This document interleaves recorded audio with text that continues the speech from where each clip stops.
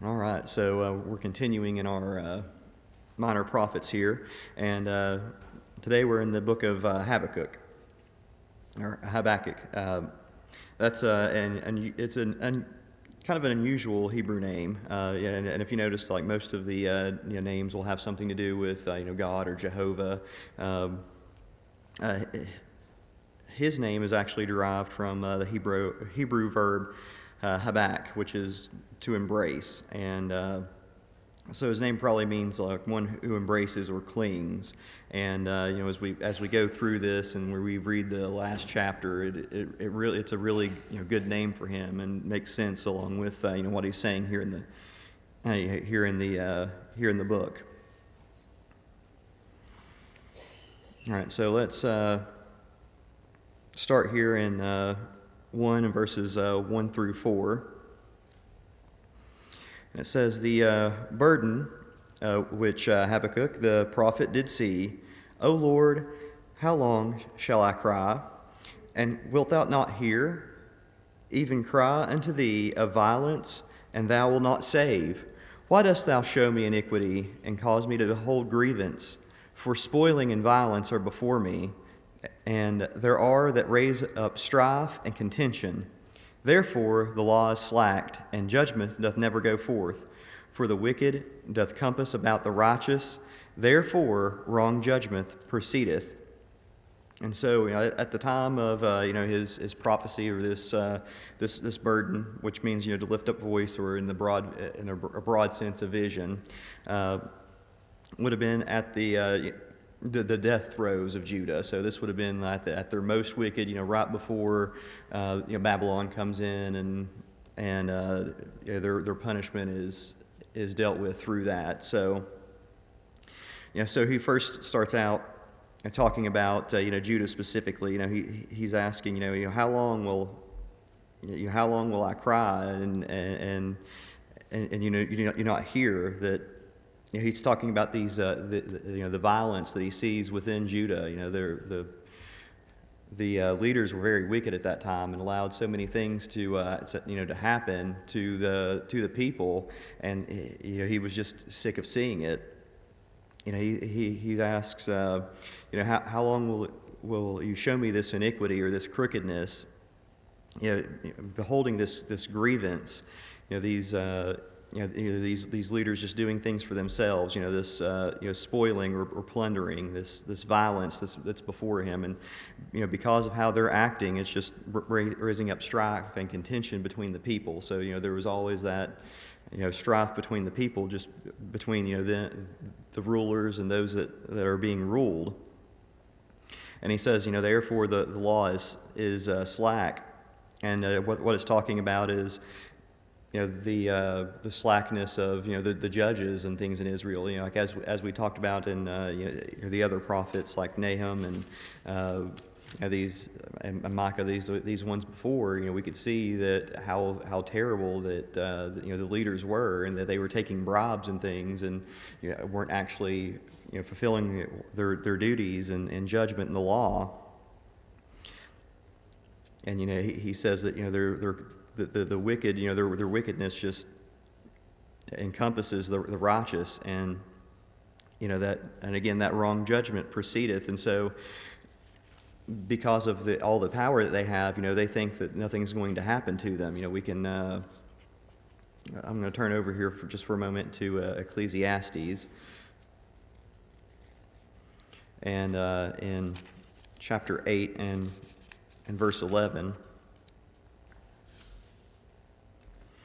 That talks about the judgment here.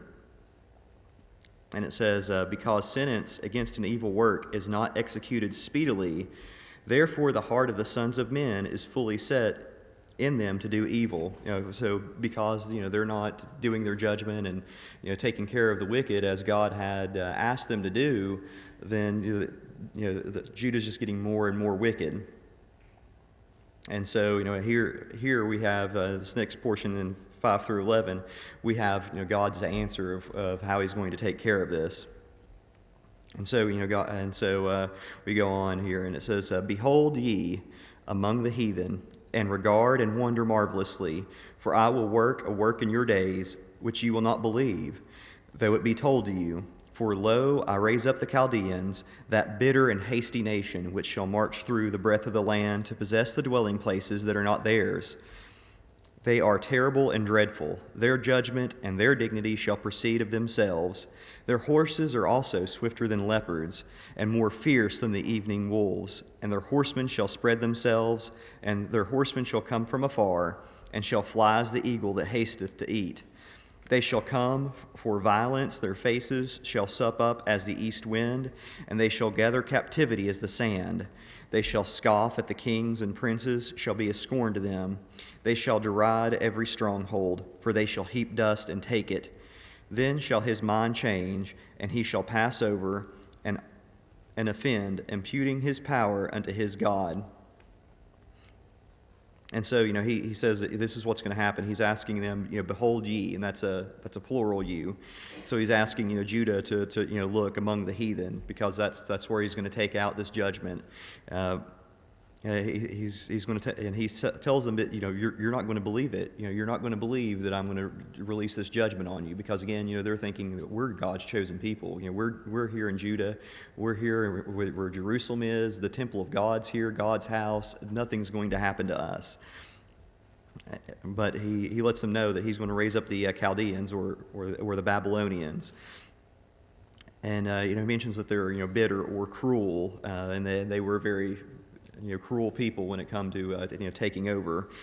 They would be hasty. It talks about their rapid movement. They're going to come quickly through the land and take these places that don't belong to them.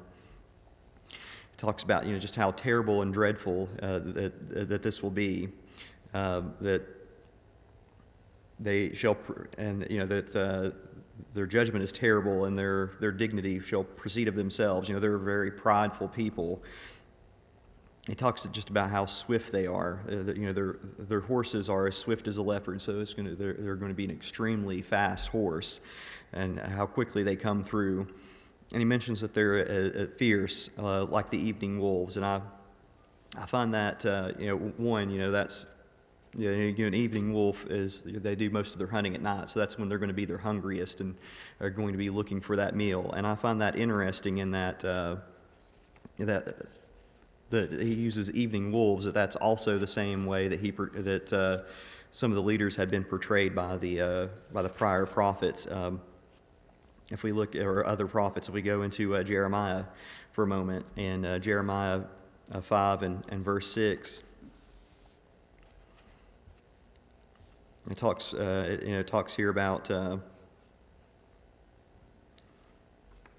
It says, wherefore a lion out of the forest shall slay them, and a wolf of the evening shall spoil them.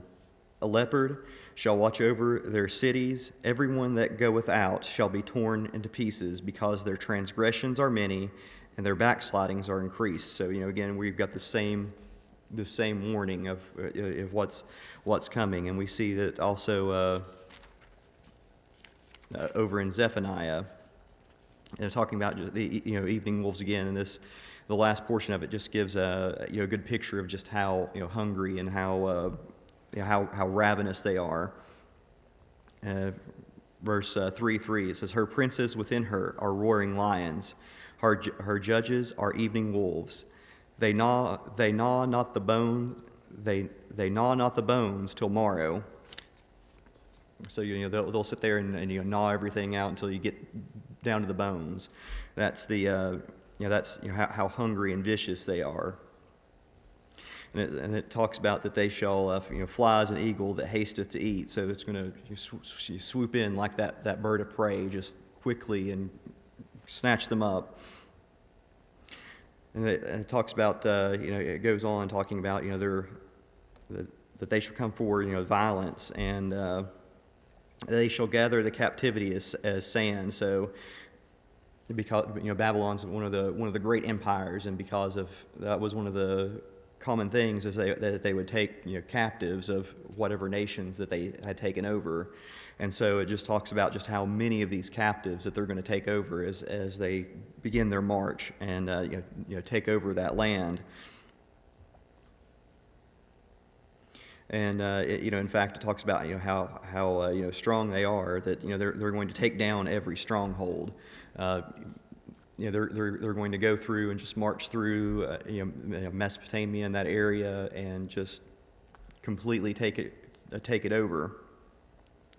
And so we go on to this next part, and Habakkuk has some questions about that.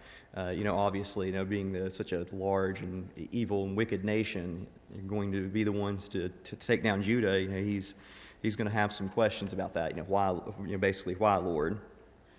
So he starts out, and we'll read 1:12 through 2:1. And he says, "Art thou not from everlasting, O Lord, my God, mine Holy One? We shall not die. O Lord, thou hast ordained them for judgment, and O mighty God, thou hast established them for correction. Thou art of purer eyes than to behold evil, canst not look on iniquity. Wherefore lookest thou upon them that deal treacherously, and holdest thy tongue when the wicked devoureth the man that is more righteous than he? And makest the men as fishers of the sea, and as creeping things that have no ruler over them. They take them up with the angle that they catch them in their net, and gather them in their drag. Therefore they rejoice and are glad. Therefore they sacrifice into their net, burn incense into their drag. Because them their portion is fat, and their meat is plenteous. Shall they therefore empty their net, and not spare continually to slay nations? I will stand upon my watch, and sit upon the tower, and will watch to see what he will say unto me, and what I shall answer when I am reproved." And so, he begins, praying back to God and asking him these questions. And, he begins by talking about, how God's characters. He talks about, being from everlasting. That he's the same that he was yesterday, today, and forever. His character doesn't change. And he calls him out to the mine Holy One. So he talks about how he needs that reverence and is set apart and is different from all these false gods, because he is the one true God. And then he talks again that about Israel when he says we shall not die. He's referring to Israel. Like he knows that God is a covenant God. That he's promised them that they're going to bless these many nations. And so he knows that even though they're about to be chastised, and they're about to be punished and have that judgment upon them, that God is still going to take care of them. That he's not going to completely and utterly annihilate them. But in fact, he goes on and says that you've ordained them for judgment, and that you've established them for this correction. They're ready for this correction, so. But even though as a man he has these he has these questions and these things that he compares here. So he talks about how God cannot look on iniquity.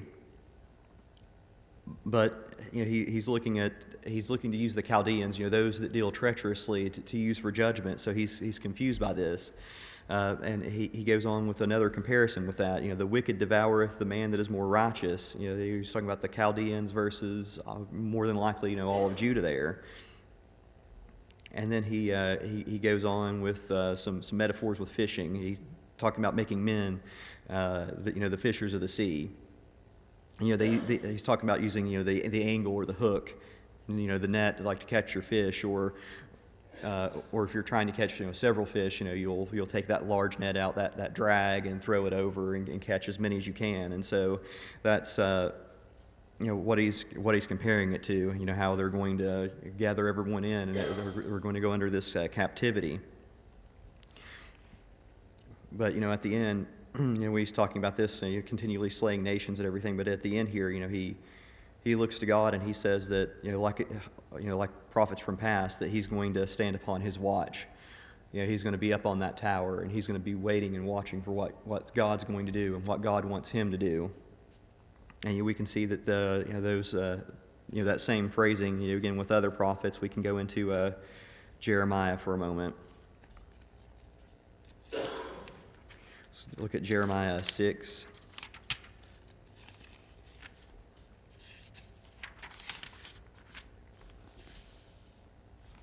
And verse 17. Again, it's talking about, this is referring to Jeremiah. It says, "Also I have set watchmen over you, saying, hearken to the sound of the trumpet. But they said, we will not hearken." So he's talking about, using these prophets. And again, with, we can look at Ezekiel, and being a watchman. Ezekiel, we're looking at chapter 3 and verse 17. It says, "Son of man, I have made thee a watchman unto the house of Israel. Therefore hear the word of my mouth, and give them warning from me." And so, he's going to be, up there on that tower, watching and waiting for what God says so that he can, go out and cry to Judah and give them that warning. So he's preparing himself. And then we have God's answer to these questions and this prayer. And so let's look at verses 2 through 8. "And the Lord answered me and said, Write a vision, and make it a plan, upon tables, that he may run that readeth. For the vision is yet for an appointed time, but at the end it shall speak and not lie. Though it tarry, wait for it, because it will surely come. It will not tarry. Behold, his soul which is lifted up is not upright in him, but the just shall live by faith. Ye also, because he transgressed by wine, is a proud man, neither keepeth at home, who enlargeth his desire as hell, and is as death, and cannot be satisfied, but gathereth unto him all nations, and heapeth unto him all people. Shall not these take up a parable against him, and a taunting proverb against him, saying, Woe to him that increaseth that which is not his. How long? And to him that ladeth himself with thick clay, shall they not rise up suddenly, that bite thee, and awake thee, and vex thee? And thou shalt be booties unto them, because thou hast spoiled many nations. All the remnant of the people shall spoil thee, because of men's blood, and for violence of the land, and of the city, and of all that dwell therein." All right, so the Lord answers, and he says, take this vision and write it down. And he says that, on tables or tablets, it's going to be something that he's going to take up and be able to put in a public place for everyone to look on and see. And that's why he says to make it plain, that he may run that readeth. So anyone that comes by is going to be able to read it and see it. And he says that this vision is for an appointed time. It's for a time when God chooses. And then again, he says at the end. And then with it being said here at the end, we can look at it a couple ways. Like, is it talking about the end of Babylon? Is it talking about the coming of the Messiah? Or like I said with the last week, where we were talking about names being used for nations, even though that just because of the general location. Maybe we're looking at even the second coming, and with these prophecies, you can actually be talking about several all at once, just because it's coming from God, and because He is everlasting. He's not bound by any sort of time. And so, but we go back here, and it says at the end, it's going to speak and not lie. And so, and it says though it tarries or waits, wait for it. It's surely going to come. This judgment. Upon also Babylon is surely going to come. And then he reminds them here that the just shall live by faith, and we can see that repeated many times in the New Testament as well. Let's turn over to a few places. Let's go. Let me first start with Romans. We'll do Romans chapter 1 and verse 17.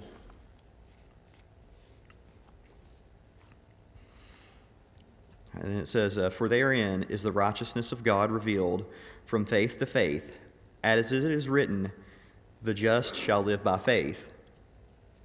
And then he mentions that again also in, Paul also writes and mentions that again in Galatians in chapter 3 and verse 11. So let me flip over here to Galatians. And then it tells us, but that no man is justified by the law in the sight of God, it is evident, for the just shall live by faith. And then we see that mentioned one more time in Hebrews.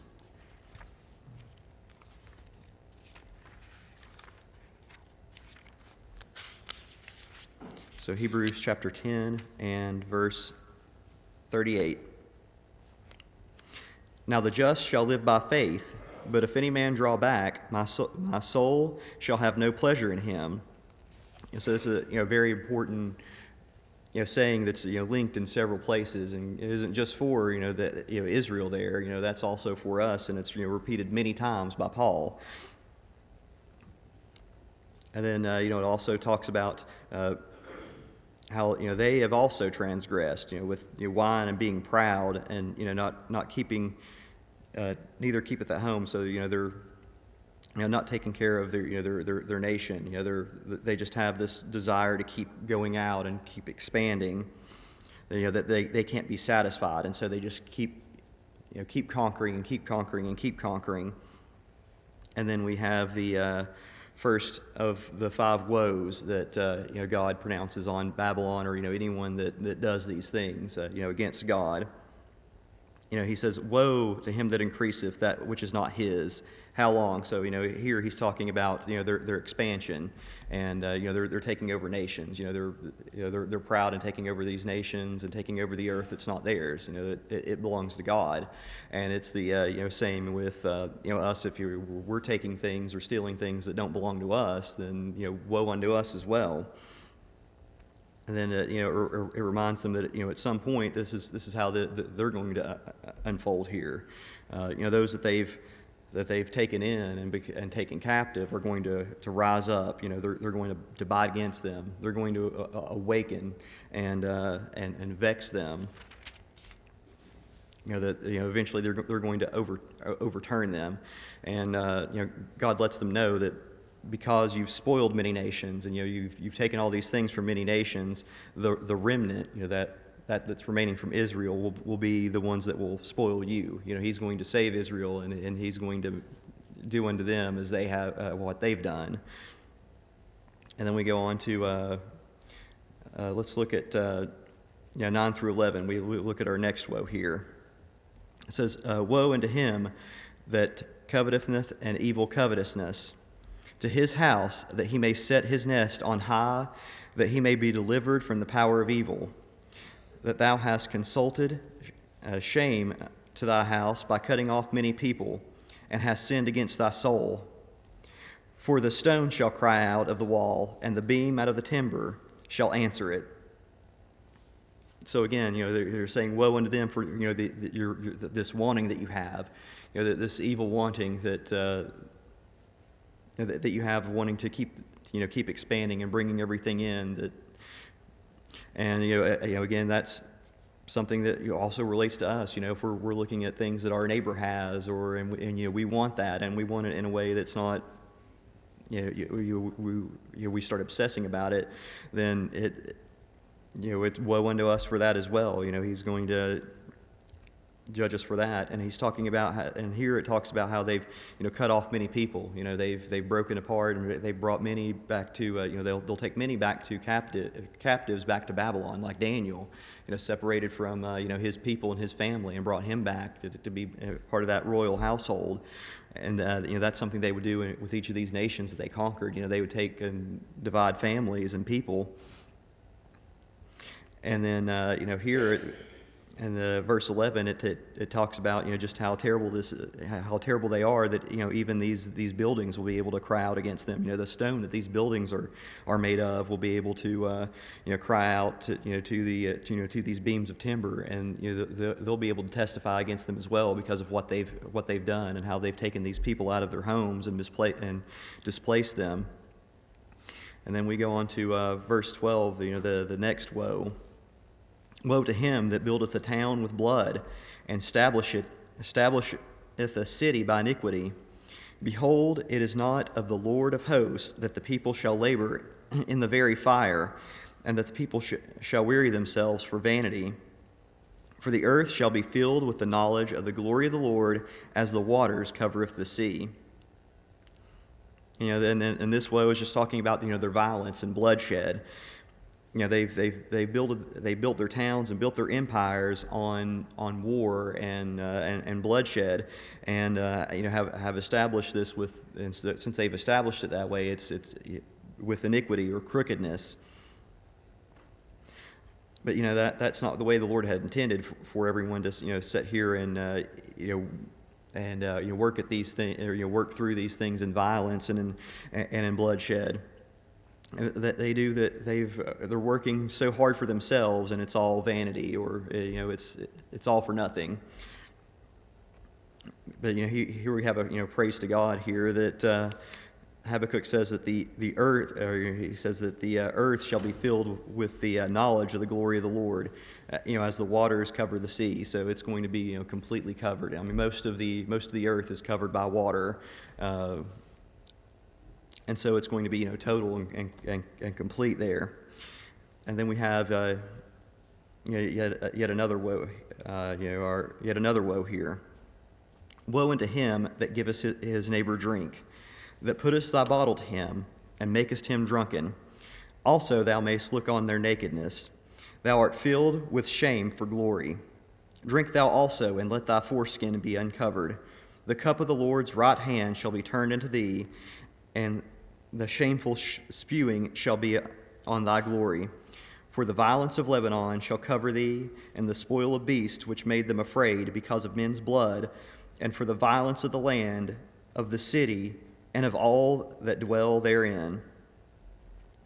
And so, here he's talking about, it says drink, so, this would be alcohol or, any kind of substance that's going to, make someone not be able to have their full capacities, in a way that you're going to be able to take advantage, of them. So, this is, giving your neighbor drink, making them drunk, and then, it talks about their nakedness. They're completely exposed to whatever you're going to do to them.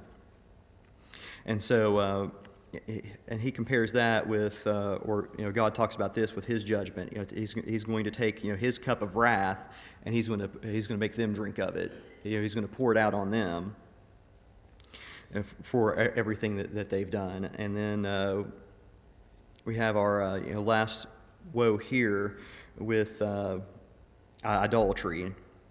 What profiteth the graven image, that the maker thereof hath graven it, the molten image, and a teacher of lies? The maker of his work trusteth therein, to make dumb idols.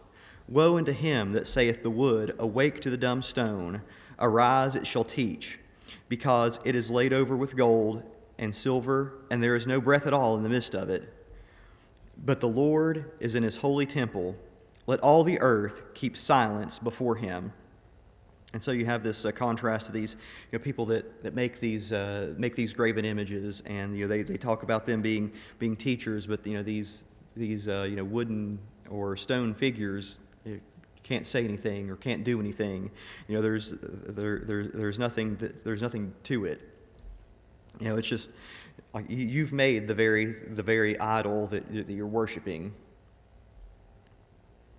Which is very ironic that you take the time to make this thing that can't do anything, and you're going to worship it. And so he talks about it being dumb or silent, and you could say go ahead and teach, and it's just going to sit there.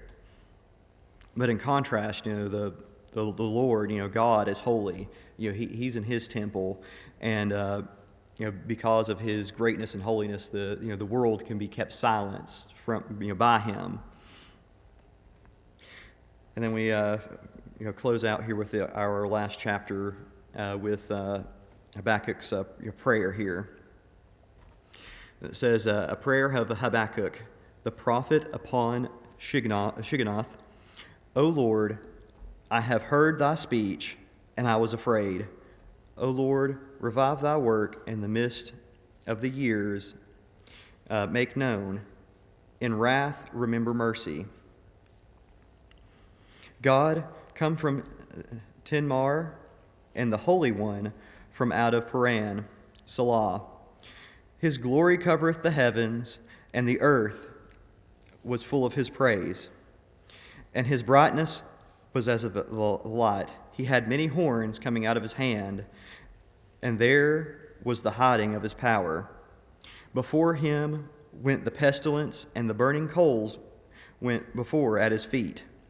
He stood and measured the earth, and beheld and drove asunder the nations, and the everlasting mountains were scattered, and the perpetual hills did bow.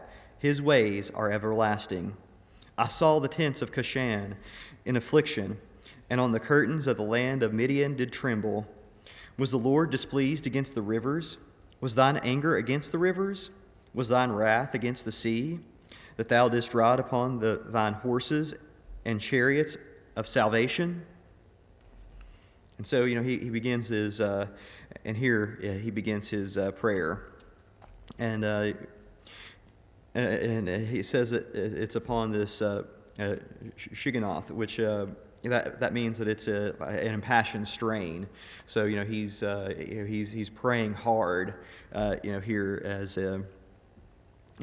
he's dealing with this. And he says that he's heard the Lord's speech, and he's afraid of because he understands what's coming. He's not afraid that God's not going to take care of it. It's just one of those things that you ever done something that you have to do that's going to make you better, but you dread it anyway, and you're like and that's the kind of dread that we have that he has here. And he says that he's heard his speech, and he's asking him to revive his work. Go back in your work in the midst of your people. Make you can do this. Make yourself known to them. And he says that in your wrath, remember mercy. So through this wrath and what you're doing to make us better, just remember your mercy and your loving kindness, which it takes that wrath to be able to show that mercy. And then it goes on. It talks about these places, Teman and Paran, and they are a mountain plateau in Edom. And so, Edom's full of these mountains. So you have these mountains, and you have this one flat area. And so, as you can imagine, when the sun rises, it's going to lighten up that area first. And so that's what it's referring to, as it's going to come out, and it's going to be full of his. It says here, his glory of the heavens and the earth will be full of praise. That light's going to come out and just going to be full of his praises. And of course we see he uses Salah. So this is almost like a psalm, or that's usually points to a pause in singing. So he takes that pause there and then finishes that thought out, and talks about here with that speaking of that light and brightness, that his brightness was the light, and he had horns, which is a symbol of power, or in this case also like rays of light coming out of his hand. It was hiding his power. He'd been holding it back. It goes on. It talks about. Before him went pestilence and burning coals forth at his feet. So he's going to use these things to like cleanse and get get everything ready. He's measured the earth. Like you would stand and measure your field or what you need. He's getting getting ready, and he's driving asunder the nations. He's talking about. He goes on, the everlasting mountains and these hills will bow in his ways that are everlasting and unchanging. And then next it references, two nations that had been against Israel that had to end up being destroyed or bowing down, Cush and of Ethiopia and Midian. And then he asked the Lord about the rivers, if he was angry with the rivers. And if you remember, God had done several wonderful things with rivers. He split the Jordan to allow them to walk through, and the sea. He parted the Red Sea to allow Moses and the Israelites to come out. And so he uses these things to unleash his judgment. And here it's warning that Babylon, that he's going to come basically through that sea. He's going to part it, and he's going to come in there, and he's going to rescue them. All right, so let's look at these last verses here. All right, it says, "Thy bow was made quite naked according to the oaths of the tribes, even thy sword, Salah. Thou didst cleave the earth with rivers. The mountains saw thee and trembled. The overflowing of the water passed by, and the deep uttered his voice and lifted up his hands on high. And the sun and moon stood still in their habitation. At the light of the arrows they went, a shining and glittering spear. Thou didst march through the land in indignation. Thou didst thresh the heathen in anger. For thou wentest forth for the salvation of thy people, even for salvation with thine anointed. Thou woundest the head out of the house of the wicked, by discovering the foundation unto the neck, Salah. Thou didst strike through with his staves the head of his villages. Thou came out of the whirlwind to scatter me. Their rejoicing was as to devour the poor secretly. Thou didst walk through the sea with thine horses,